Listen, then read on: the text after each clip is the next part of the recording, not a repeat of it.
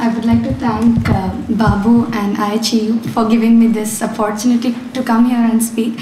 And thanks Anand for giving such a nice introduction.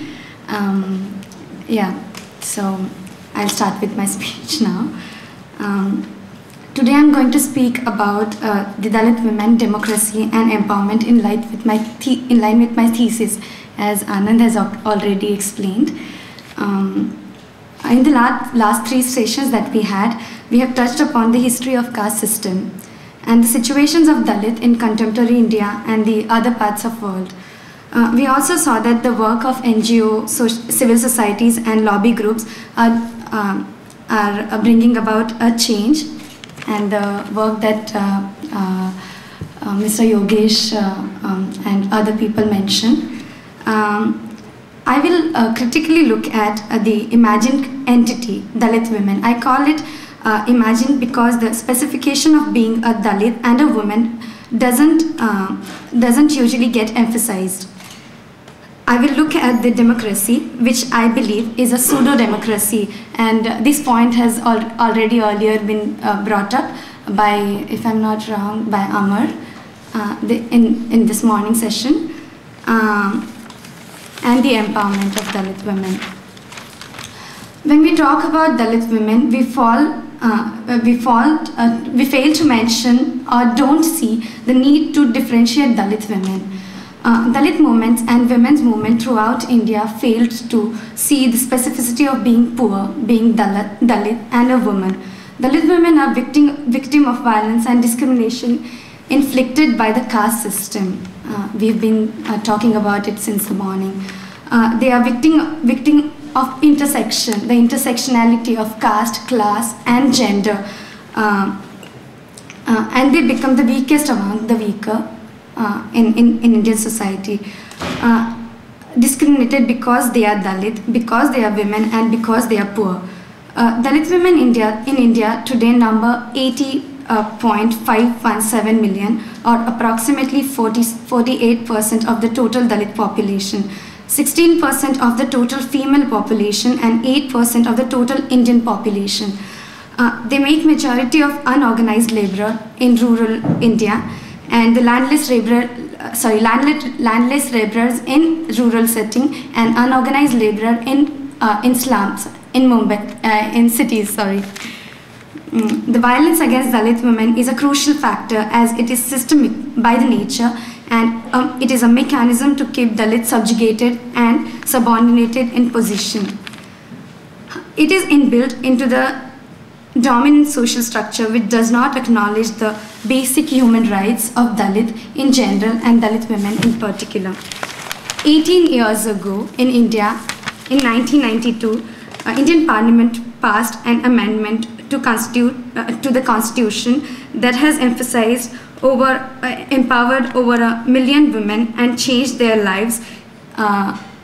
It was called 73rd Amendment, and this amendment still remains limited only to get women participated numerically. The number has been increased. There are millions of women who are participating in local self-government, but the active participation that needs to be done, which is one of the mechanism or one of the methods to get empowered, is being failed. And one of the reasons that I am talking about in my thesis is the active participation of Dalit women or Dalit itself causes violence against them, as Anand had rightly put the incidents that took place in Tamil Nadu, one of the villages where a sarpanch, a councillor, was beheaded, and women are the victims and vulnerable sexually because they are raped, and the threat of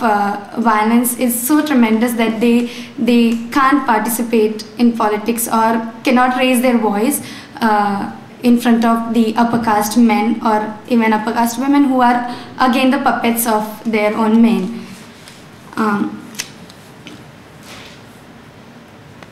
Women councillors in several villages of Maharashtra, Madhya Pradesh and Tamil Nadu are made to sit on the ground even if they are sarpanch, even if they are councillor and member of the village panchayat or village council, they are made to sit on the ground.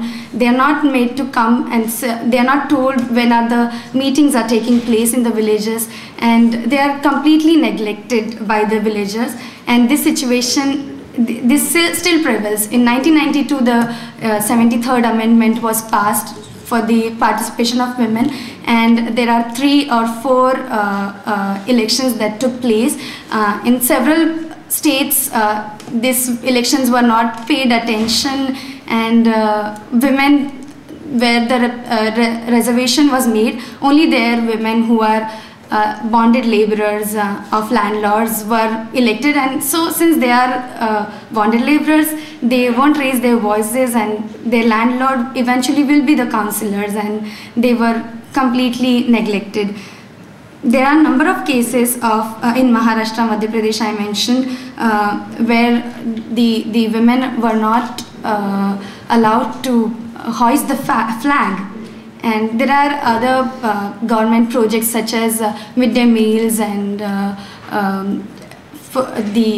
midday meals, where women were, Dalit women who are cooking the food, upper caste kids, children were not eating the food which was cooked by Dalit women. And this was happening now in 60 years of democracy in India. In political participation, one of the rules of empowerment itself, the empowerment itself is a tool of violence, which inflicts violence, as I have said before. The threats against Dalit women, they are not being able to exercise their right properly because of this. And in my paper, I'm talking about Tamil Nadu and Karnataka. These 2 states are one of the few of the progressive states in India, who were like in 80s itself. Karnataka in 1989, in 81, Karnataka had 25% of reservation for Dalit women, and reservation amongst reservation for Dalit women, and it was the first state that was also providing the training by Mahila Samakhya project that was launched by Karnataka government, and eventually by 2 other states like Gujarat and Madhya Pradesh. And this small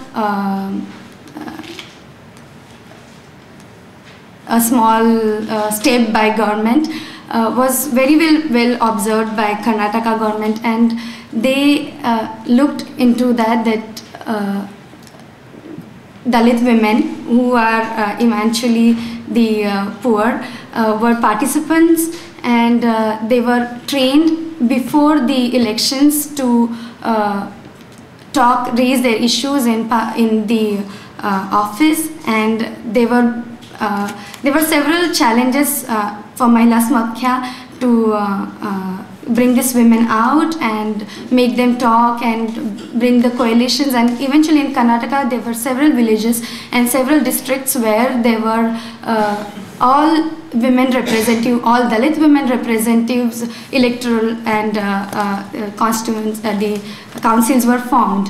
So I feel that even if this is a small step, there should be a strategic intervention, that even if like we are talking that the violence is taking place because women are getting empowered or Dalit women are getting empowered, so shouldn't there be empowerment? No. Mahila Samakhya brought this up, and they really took it to their core, and there are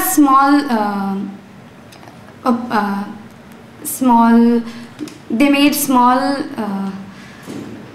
contributions, but these contributions are really learning against for government, and they should strategically see that this structural violence should not hinder the empowerment of women and empowerment of Dalit women, who are to be a leader of movements, and who shouldn't be neglected from the women's movement or Dalit movement itself. Yeah. Okay.